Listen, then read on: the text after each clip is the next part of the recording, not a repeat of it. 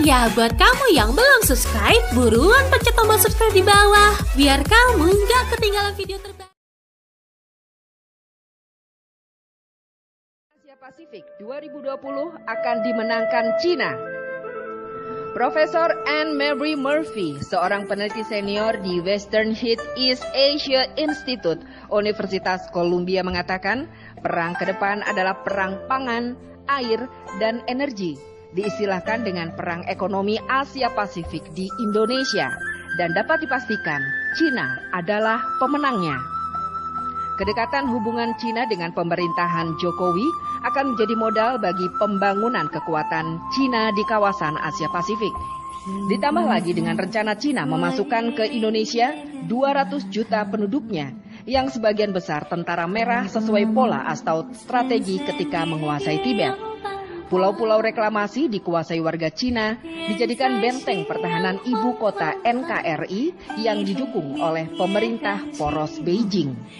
Di balik pembangunan 30 pelabuhan baru untuk menunjang operasional tol laut, terselip rencana untuk menjadikan pelabuhan-pelabuhan tersebut sebagai depo logistik dan sarana pengisian bahan bakar minyak bagi armada laut yang didatangkan dari Cina. Keseluruhan kerjasama dan infrastruktur yang dibangun Cina di Indonesia menjadi indikator-indikator persiapan perang Asia Pasifik. Mesranya hubungan Cina dengan pemerintahan Jokowi memiliki kesamaan dengan kedekatan Cina dengan sekutunya Kamboja. Selipkan rencana bantuan Cina kepada pemerintah Indonesia sebesar 600 triliun rupiah menjadikan kedaulatan ekonomi RI tersandera oleh Cina sebagai kenyataan balas budi. Bisa jadi pada 8 tahun ke depan, perang perebutan sumber daya alam dan jalur perdagangan akan beralih ke kawasan ini.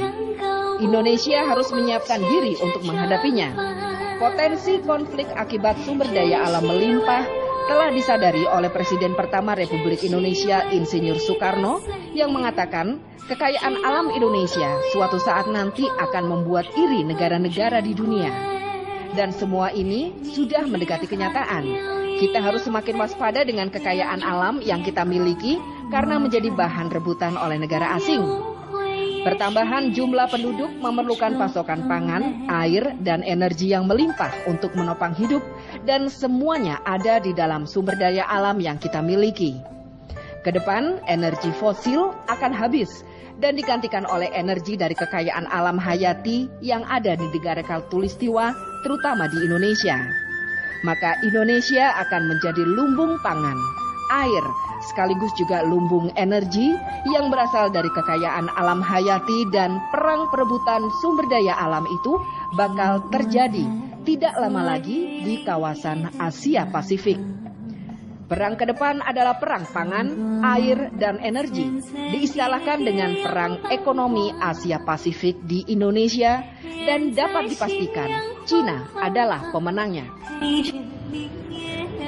Terserah anak bangsa, akankah menerima Indonesia kembali menjadi komunis dan boneka Republik Rakyat Cina?